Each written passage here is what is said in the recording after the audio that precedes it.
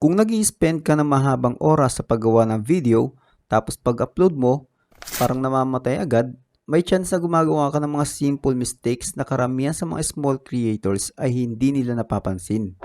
Ako, nagawa ko lahat yan. Pero nang tinigil ko sila, biglang nag-ibang takbo ng channel ko.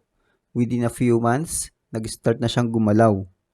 Ang totoo, hindi lang sa paggawa ng video nagtatapos ang laban. Mas importante pa minsan kung anong ginagawa mo after mo mag-upload. Doon talaga nagkakatalo kung lilipad ang video mo o hindi. Sa ngayon, isi-share ko sa iyo ang ilang pagkakamali na pumapatay sa maliliit na channel. At kapag inayos mo to, mapapansin mo agad ang difference sa performance ng videos mo. First mistake, pinapanood mo agad ang sarili mong video.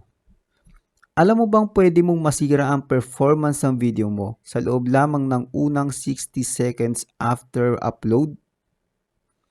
Dati, pagkatapos ko mag-edit, upload agad. Tapos papanoorin ko ulit para lang i-check kung okay. Sasabihin ko sa sarili ko, ayos naman ah. Tapos sasara ko na yung laptop.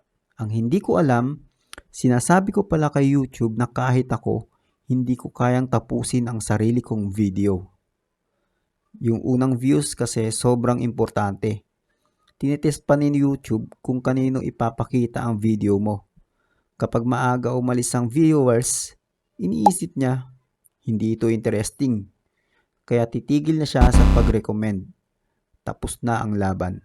Kung kailangan mo talagang i-check, panoorin mo na lang siya na parang real viewer. Mas maganda pa, i-review mo na bago mag-upload. At hayaan mong real audience ang magbigay ng data kay YouTube.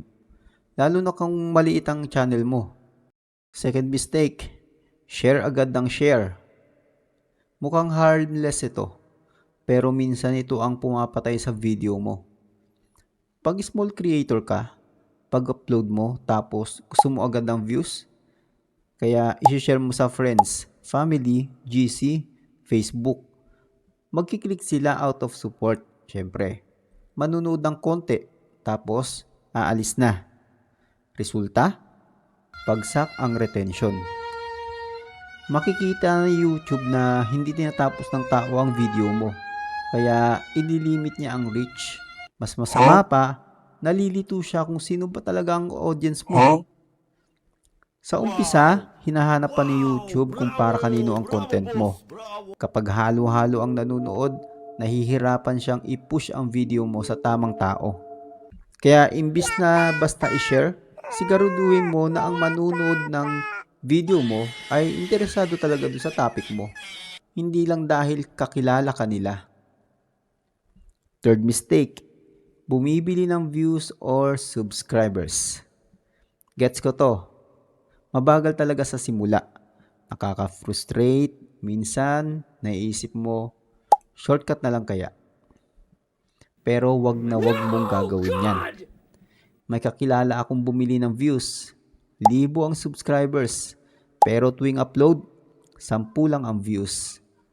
Hanggang sa sumuko na lang siya kasi sirang-sira na ang channel. Yung mga binibiling accounts, random ang pinapanood. Nakikita yan ni YouTube na lalo siyang nalilito kung sino ang target ng video mo. Hindi kanya niya matitest sa totoong audience. Same lang yan sa YouTube promote na para bang binabayaran mo si YouTube para guluhin ang sarili mong channel. Sa YouTube, walang shortcut. Panalo ang mga creators na paulit-ulit nag-i-improve at nagbibigay ng value sa viewers. Fourth mistake, palit ng title at thumbnail agad. Pag-upload mo, tinitest ni YouTube ang video mo sa maliliit na group. Kapag okay ang performance, lalawak ang reach. Pero kapag nagpapanik ka at araw-araw kang nagpapalit ng title o thumbnail, nire-reset mo yung testing. Yung first 48 hours, sobrang critical. Kapag lagi kang nagbabago, parang sinasabihan mo si YouTube na kalimutan mo lahat ng natutunan mo. Bigyan mo muna ng 2 araw bago ka mag-edit ng kahit ano. At gawin mo lang yan kung may data ka. Hindi dahil lang sa feeling mo. Kung pangit ang retention, Hindi aayusin ang bagong thumbnail yan. Content ang kailangang ayusin. Fifth mistake, addict sa analytics. Pag bagong upload, konti pa lang ang views. Ibig sabihin, walang silbi pa ang numbers. Makikita mo mababa ang CTR, pangit ang retention, pero 10 tao pa lang pala ang nanunood. Ang gawin mo? Check once sa first day. Reply sa comments, tapos bitawan mo muna. Balikan mo after 2 days kapag may saysay na ang data. Kasi kapag buong araw ka nakatitig sa studio app, mauubos ka, mapapagod ka, mawawalan ka ng gana. Mas mabuti, gamitin mo ang oras mo sa pagplano ng next video kaysa kaka-refresh ng stats. Sixth mistake, pinapatay mo ang momentum. Isang video lang, hindi ang magpapalaki ng channel. May teamwork ang lahat ng upload mo. Pero dahil milyon-milyon ang ina-upload araw-araw ng mga videos sa YouTube, mabilis matatabunan ang content mo. Maraming creators ang nag-upload tapos hihinto ng ilang araw para lang maghintay. Doon namamatay ang momentum. Naranasan ko na rin tumigil ng matagal at gumapang pababa ang views. Pag-upload ko ulit, saka lang gumalaw ang channel. Consistency talaga ang totoong sikreto. Hindi naman planong sumuko ng creators, pero nawawalan lang sila ng momentum.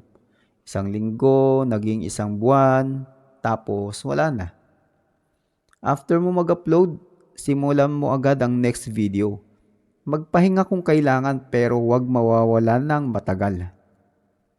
Seventh mistake, hindi ka nagamit ng tama ang end screen. Pinaghirapan mo ang video, may nanood hanggang dulo, tapos bigla lang sasabihin, "Thanks for watching." Sayang. Kaunti lang ang umaabot sa dulo kaya mahalaga sila. Ang goal sa ending, hindi likes o subs, kundi ipapanood mo sila sa iba pang mga videos mo. Mas mahalaga kay YouTube ang session time. Kapag sunod-sunod ang pinapanood ng tao, mas lalakas ang channel mo. Sa dulo, mag-tease ka ng susunod na idea at i-guide mo sila doon naturally. 8th mistake, ini-ignore mo ang mga comments. Malakas na signal kay YouTube ang engagement. Kapag buhay ang comment section, mas gusto niya i-push ang video mo.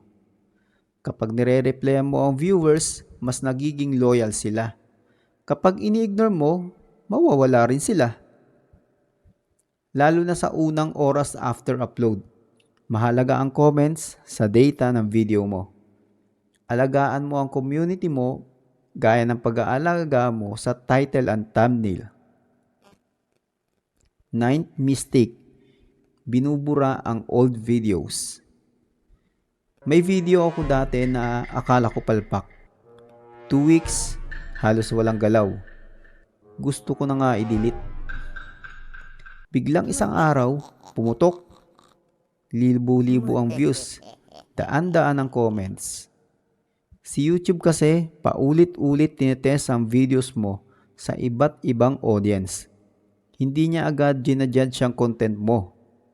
Kapag nag-delete ka agad, pinapatay mo ang chance na lumipad yan later. Bigyan mo ng oras ang bawat upload.